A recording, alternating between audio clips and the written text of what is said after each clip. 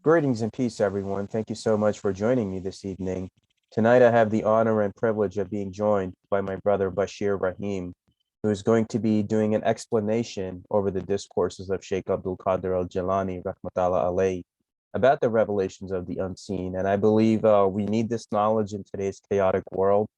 Ramadan is coming up soon, inshallah, and there's so much knowledge and understanding that we need. So without further ado, good evening to all of you, and assalamu alaikum to Brother Bashir. Thank you. Walaikum salam rahmatullahi wa barakatuh. I'm Brother Bashir Rahim, and I'm going to be talking about the al-Ghaib, which is the revelations of the unseen. This is a 84 discourse, short discourses by the Shaykh Abdul Al-Qadir Al-Jilani. And I'm going to be talking about today, my focus is going to be on the first discourse and also the fourth discourse of this. The first discourse. Three things are indispensable for a believer in all conditions of life. Number one, he should keep the commandments of God. Number two, he should abstain from the forbidden things. Number three, he should be pleased with the decree of providence. Thus, the least that is expected of a believer is that he should not be without these three things. So he should make up his mind for these and talk to himself about them and keep his organs engaged in them. That's the end of the first discourse. I am now going to go to discourse number 4. Discourse number 4. He may be pleased with him. May God be pleased with him. Said, when you are dead to the creation, it will be said to you, may God have mercy on you. And God will make you die out of the desires of the flesh. And when you die out of the desires of the flesh, it will be said to you, may God have mercy on you. Then he will give you death in your will and desires. And when you are dead in your will and desires, it will be said to you, may God have mercy on you. He will restore you to a new life. Then you will be given a life after which there is no death. And you will be enriched with a wealth after which there is no poverty. And you will be awarded a gift after which there will be no obstruction. And you will be made happy with a happiness after which there will be no sorrow and misery. And you will be blessed with a blessing after which there will be no adversity. And you will be equipped with a knowledge after which there will be no ignorance. And you will be given a security after which there will be no fear. And you will be made to prosper so as not to be unlucky. And you will be honored so as not to be dishonored. And you will be made near to God so as not to be kept away. And you will be exalted so as not to be lowered. And you will be honored so not to be abused. And you will be purified so as not to be polluted anymore. Then the fulfillment of all hopes and the flattering remarks of people will assume reality in your case. You will then become the philosopher's stone so much that you will elude being recognized in your elevated position. And you will be so exalted that you have no like of yourself, unique that you will have no peer and no equal. You will become unique and peerless, most hidden and most secret. You will then become the successor of every messenger and prophet of God and every truthful man, which is called the Siddiq. You will become the finishing point of all the saintless, which is Wiliyah, and the living saints will flock to you.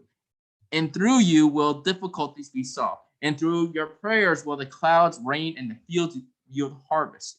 Through your prayers will be removed the calamities and troubles of the rank and file of people in the country, even of those living in the frontiers, of the rulers and the subjects, of the leaders and the followers, and of all creatures.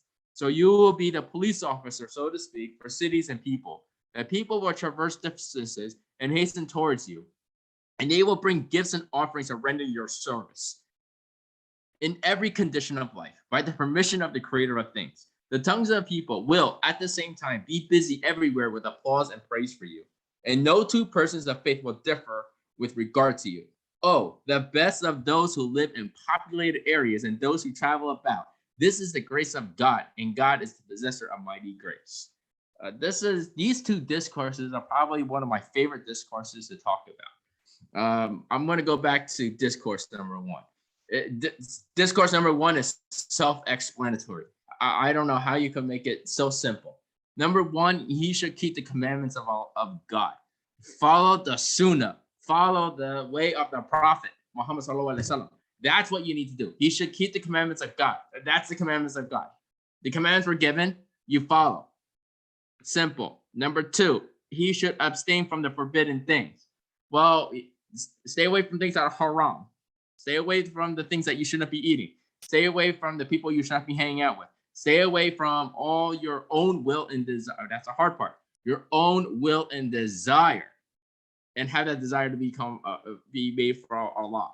So that, when you talk about this, number 2, I'm going to give you more detail because he explained more detail what happens if you do that in Discourse 4. And the third thing, he should be pleased with the decree of providence, the most difficult one. What does he mean by this? Well, you accept that it is Allah's will. And Allah's will can be the answer, be no. Yes. A no is an answer. That's what people don't want to hear. A no is an answer, because guess what? That is not according to his will. It's according to your own will, and that's the ego.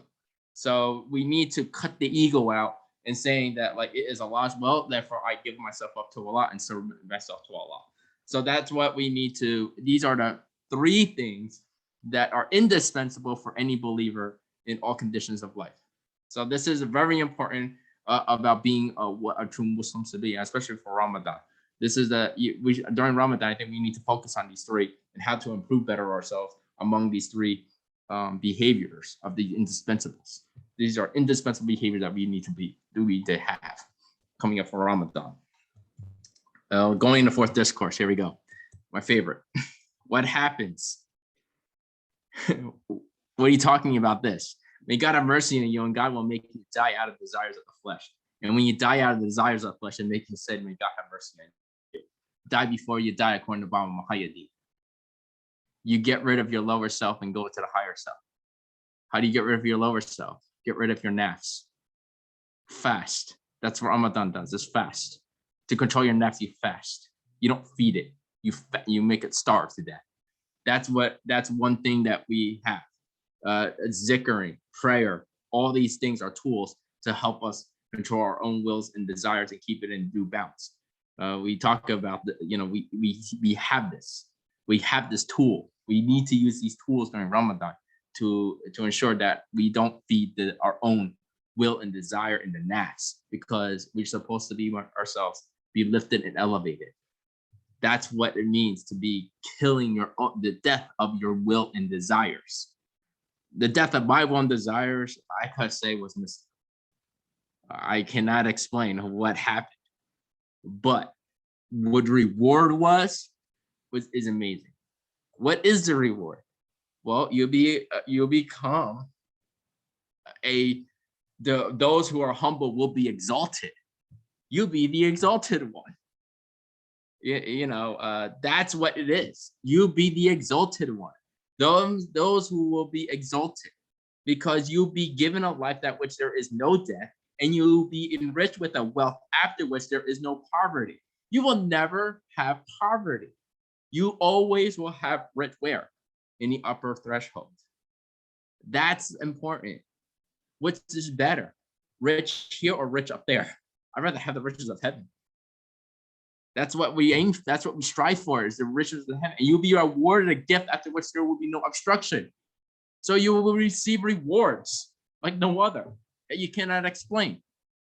I cannot explain how much rewards I've received when doing this. When giving up my own will and desire and submit myself to Allah, you can't explain what kind of rewards He has given me. I cannot explain this. The only thing is, I thank Allah and Allah have mercy for all the things under all my wrongdoings.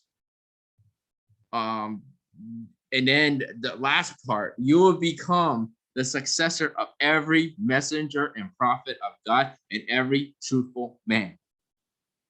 What is that supposed to mean? You will be the successor. That means you are the light of the people. People will be drawn to you. No explanation, because it says you will be the finishing point of all the saintliness of the Willia, and the living saints will flock to you because you have the light, and people will be drawn to the light, and you will be able to share the light. You are the light of the darkness of those for those people. So having all this is a very important thing. The tongues of the people will at the same time be busy everywhere with applause and praise for you. That just happens. You don't. I don't understand why it happens, but it just happens. Where people will say, "Oh, we're happy for you," or everything. But the thing is that I say, "Oh, mashallah, alhamdulillah, shukran, thank you," because you keep the humbleness. You don't be prideful with this. You keep the humbleness. So when these things happen, the rewards, keep it to yourselves. Keep it as a humble person, because that will prevent the evil eye. So that's something I just wanted to share from Discourse 1 and 4. These are short talks, but I think this is a great way to enter Ramadan. What you should be focusing during Ramadan. I say that if I have to choose if I'm going to choose something to focus on Ramadan, I think I want to focus on the first three of the three indispensables: following and keeping the commandments of Allah, abstain from the forbidden things, and be pleased with the decree of providence. Those are the three things I would focus on Ramadan to help somebody improve their Islam. Shukran, brother Bashir. I mean, you can't get any more simpler than that. And I thank you in the manner that you have explained this. It's all pretty in plain sight, where it's the aspect of keeping the commandments of God, being humble, circumscribing your desires, for basically forbidding yourself from anything that is forbidden, whether it's conduct, speech, habit, pattern of any kind, living a good, clean, fruitful life in the remembrance of Allah, doing good things for self and others, and abstaining from anything which does not favor you. And like you said, your life is a testimony of the rewards that Allah puts in your life when you submit to the will of God. Just like in any path you look at, it tells you to submit and surrender to the divine, surrender to the light. And Islam is submission to the will of the Creator. And if you do that, then that's it. Everything else, you'll be divinely guided. You'll be divinely decreed at the right time, at the right place, at the right situation. All your problems will be absolved, and all your sorrows and your worries and your anything that has held you back, has put you down. I think Shaykh Abdul Al-Qadir Al-Jilani, rahmatullah alayhi, kind of nails it all down in just the first and fourth discourse, like you have said. Yeah, this, like I said, this is one of my favorites. The first discourse and the fourth discourse go hand in hand. Yes. What happens if you follow the path and the rewards that is given to you? And so it's very important to understand the importance of following the path, because you want to benefit, you want to reap the rewards. So this is very, very important, especially when we're coming into Ramadan. Yes. That we should be focusing, like I said earlier, let's focus on the first discourse. Let's meditate on the first discourse, so we can receive the rewards from this fruitfulness of what we are doing, because this is for all the believers, for all Muslims, and this is very important. Yeah, I agree, definitely. And what advice would you give, my brother, from the aspect of your knowledge and understanding for those that are, let's say, struggling with any of these things, such as forbidden things or nafs or anything like that? What intention or recommendation do you give them? Besides fasting, what else do you recommend for them to slowly, day by day, put themselves in the position of the divine light? I think the smallest thing is this: read the Holy Quran. Read, doing a juice may be difficult for some, but reading the Holy Quran, just taking the effort and the intention of reading the Quran, one could benefit. That's the important thing. One could benefit just by reading. The reward is right there. If you open and read the Quran, just for a little bit, even though you open and read the Al-Fatiha, you get a reward. So that's something you can do.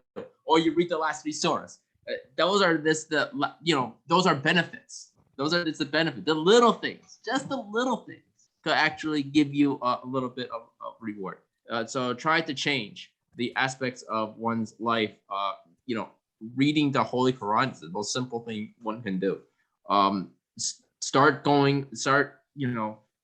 right now we're on the white days. Almost there.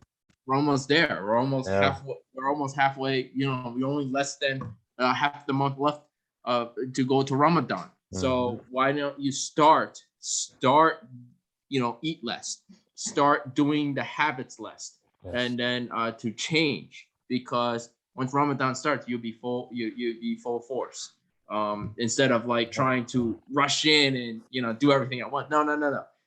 Gradual wins. So gradually start lessening the eating, lessening the things that are supposed to be forbidden. So so that you can be completely doing things that are forbidden during the month of Ramadan, and hopefully that could produce some transformation after Ramadan, inshallah. Inshallah. And thank you, Brother Bashir. It's been totally reciprocated very well, and I thank you for the education you have given us. Which goes to my next question is, with whatever you are willing to share, how has following these revelations and discourses benefited your life spiritually, morally, emotionally, in all facets of existence, and with whatever, my brother, you can share with us? Oh, absolutely. I will say this: my life has. I have seen the things that I have never seen before. I have received things that I would never thought that was possible. I have, I cannot explain it because it's so hard to explain it. And that's the thing. That's the best thing of it. You receive something you cannot explain. How do you explain this to people? I don't know how this happened. It just happened because of the will of Allah. And you just have to accept it. You just have to accept it. I mean, you experienced some of the. You were there when this happened. So it's like it just happens. Am I right? You can't explain it. It's because of the will of Allah. It happens because that was the reward. And that reward is unexplainable. I cannot explain what happens, because if I say something, nobody will believe me. Because why? Because it's the unseen. You can't. This is why it's called the revelations of the unseen. Because things happen through the unseen that you cannot explain. And when you cannot explain, that is considered some type of miracle, some kind of like thing that happens in your life that transformed you into saying, wow, this is the power of Allah. This is what happens when you follow the three. I agree, my brother, and thank you so much for sharing the aspects of what you have. And it reminds me of how Allah overnight can change a situation. It reminds me of an event of Shaykh Abdul Al-Qadir Al-Jilani when he was walking with his disciples in the market, and they came across a beggar. And the sheikh points at the beggar and tells the students that the beggar is better than me. And the students get shocked that you're a Sufi sheikh, a master. Why would you say that? And he said, overnight, Allah can put me in his position and him in my position. And that's teaching you that always be humble, let the ego go. And think about once you surrender and let go of it all, just imagine the blessings that can come in your life.